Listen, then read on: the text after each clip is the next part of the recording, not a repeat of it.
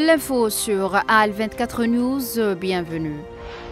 Chargé par le président de la République Abdelmajid Tebboune, le ministre d'État, ministre des Affaires étrangères Ahmed Attaf est arrivé aujourd'hui à New York pour participer à la semaine de haut niveau de l'Assemblée générale des Nations Unies. Cette 80e session est placée sous le thème « Mieux ensemble, 80 ans et plus pour la paix, le développement et les droits humains ».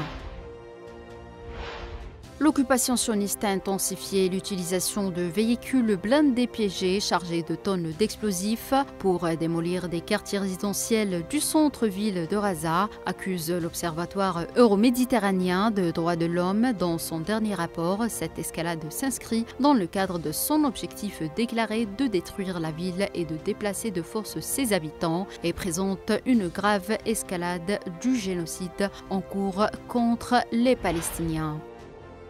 Le président chinois Xi Jinping et le président américain Donald Trump sont tombés d'accord sur l'un des nombreux sujets de friction diplomatique entre la Chine et les États-Unis. L'administration Trump s'attend à recevoir plusieurs milliards de dollars de la part d'investisseurs dans le cadre de l'accord de vente de TikTok, selon le Wall Street Journal.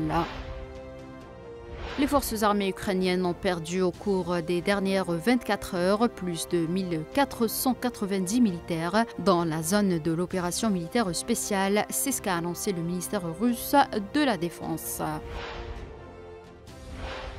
La République islamique de l'Iran condamne comme illégale, infondée et provocatrice la tentative de la France, de l'Allemagne et du Royaume-Uni d'abuser du mécanisme de règlement des différends du plan d'action global commun afin de rétablir les résolutions du Conseil de sécurité qui ont été abrogées en 2015 en vertu de la résolution 2231 et du JCPOA.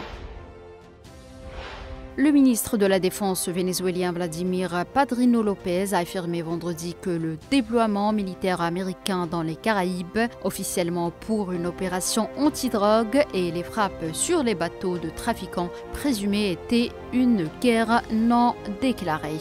C'est la fin de ce point de l'actualité internationale. Merci de l'avoir suivi.